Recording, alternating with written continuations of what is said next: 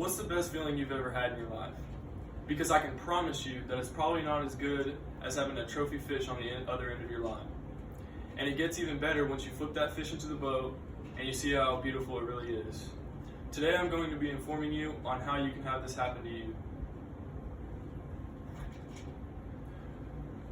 First, we're going to talk about what equipment you will need, what to look for when bass fishing, and what weather conditions are the best to fish in. First, we have equipment. You have rods, reels, and line. Rods come in 5 main sizes: light, medium, heavy, and extra heavy. And that's just depending on how heavy the lure is that you're fishing and how heavy of line you're running. Next is reels. You have 2 kinds of reels. You have the spinning reel, and then you have your bait caster reel. Your spinning reel is meant for lighter baits and lighter line and fishing really slow. Bait caster reels come in 3 speeds. You have slow, medium, and fast. And those go off gear ratios. So for a slow reel, it would be like a 5:3:1. A medium reel would be more like a 7:3:1. And a fast reel would be like a 9:3:1. Then you have line. You have 3 types of line. You have monofilament, fluorocarbon, and braid. Fluorocarbon is a translucent line that sinks and has low stretch to it.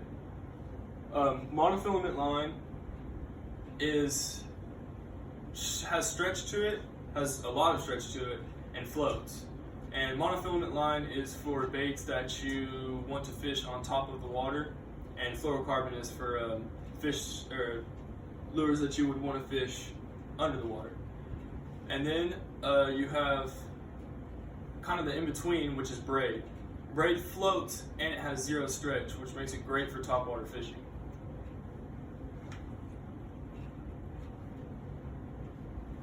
Next we have lures. You have 4 main types of lures. First you have your crankbaits / hard baits, which are usually little shad imitations or bluegill imitations, and they dive under the water. They can go anywhere from 2 to 6 feet to 20 to 30 feet, just depending on where the fish are. And then you have your soft plastics. Your soft plastics are soft baits that come in all different shapes and sizes and forms. You can even put them on the back of other baits, also known as a trailer. Then you have your topwater baits. Your topwater baits are baits that you fish on top of the water. It's pretty self-explanatory.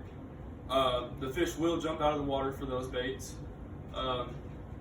It's always better to fish those baits at usually around the evening time, summertime. Next we have spinner baits. And spinner baits have a lot of flash to them, a lot of glare, something you would want to use in murky water. Gives off a lot of vibration.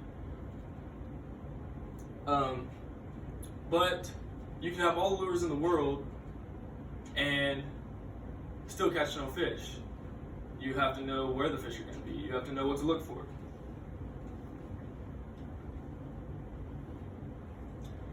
There's 4 main things you want to look for. You have laydowns, vegetation, depth, and pockets.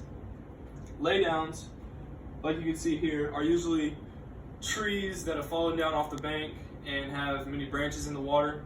Fish like to sit around there because a lot of bait likes to sit around there, and it provides a little bit of protection from larger predators. Then you have vegetation, for example, like lily pads, cattails, stuff like that. Fish like to be up in the vegetation in the summertime because it's the water is more oxygenated from the plants and it provides a lot of shade. Then you have depth.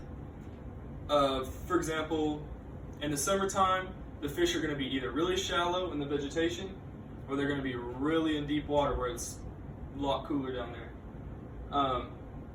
Springtime, they come up to spawn, which is where they lay eggs and the eggs get fertilized. that is in the springtime, and that's when they're really close to the bank.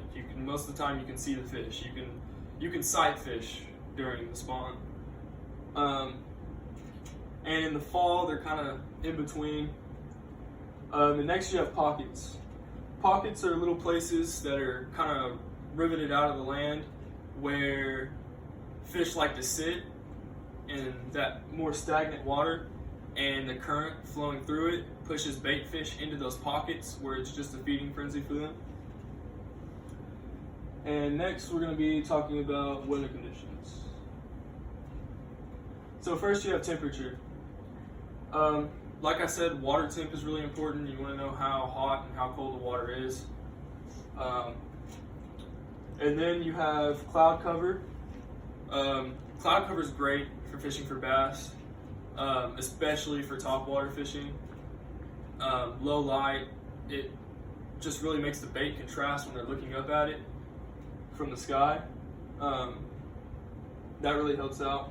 And then you have barometric pressure, also known as atmospheric pressure. Low pressure is always the best time to fish. Usually when it's about to storm, or maybe after a storm, just when the atmospheric pressure is really low. And then you have wind. The windier it is, the deeper you want to fish your bait. That is always something you need to keep in mind. In conclusion, I showed you what you'll need to catch big fish next time you're out on the water. We looked at the details. We looked at the gear you will need. I showed you what to look for and the weather conditions. Thank you.